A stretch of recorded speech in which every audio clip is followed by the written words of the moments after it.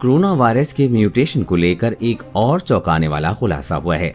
वैज्ञानिकों ने पता लगाया है कि एक ही राज्य में कोरोना का वायरस 47 बार अपना स्वरूप बदल चुका है, जबकि बाकी राज्यों की स्थिति इससे भी अधिक गंभीर हो सकती है। वैज्ञानिकों का कहना है कि अगर सावधानी नहीं बरती तो तीसरी लहर और भी घातक हो सकती है, क्योंकि वायरस में म्यूटेशन तेजी से हो रहा है। अकेले महाराष्ट्र पर ही अध्ययन में जानकारी मिली है कि 3 महीने के दौरान वहां अलग अलग जिलों के लोगों में नए नए वेरिएंट की भरमार है। वैज्ञानिकों को अंदेशा ये भी है कि प्लाज्मा, रेमडेसिविर और स्टेरॉइड युक्त दवाओं की जमकर हुए इस्तेमाल की वजह से म्यूटेशन को बढ़ावा मिला है। इसलिए दूसरे राज्यों में भी सीक्वेंसिंग को बढ़ाने की जरूरत है। पुणे स्थित national institute of virology, Bharatiya Ayurvigyan अनुसंधान परिषद और नई दिल्ली स्थित national centre for disease control के इस संयुक्त अध्ययन में महाराष्ट्र की जिलेवार स्थिति को शामिल किया गया है, क्योंकि देश में सबसे ज्यादा कोरोना संक्रमण का असर पिछले 1 साल में इसी राज्य में सबसे ज्यादा है। NIV से डॉक्टर प्रज्ञा यादव ने बताया है कि महाराष्ट्र में बीते फरवरी माह में ही वायरस के इस प्रोटीन से सबसे अधिक म्यूटेशन देखने को मिला है। एक म्यूटेशन के बारे में जानकारी ली जा रही है। इनमें से कई म्यूटेशन के बारे में हमें पहले से जानकारी थी।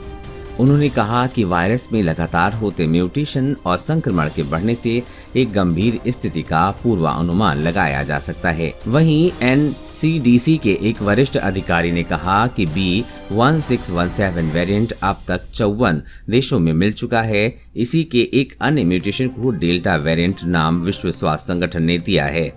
हालांकि भारत में दूसरी लहर के दौरान स्थानीय स्तर पर हो रहे म्यूटेशन को लेकर और अधिक जीनोम सीक्वेंसिंग की आवश्यकता है, ताकि गंभीर म्यूटेशन का पता चल सके।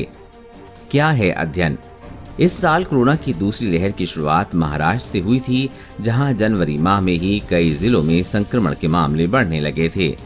नवंबर 2020 से 31 मार्च 2021 तक 733 सैंपल को एकत्र कर जीनोम सीक्वेंसिंग की गई थी, ताकि पता चले कि वायरस के कौन कौन से वेरिएंट फैल रहे हैं।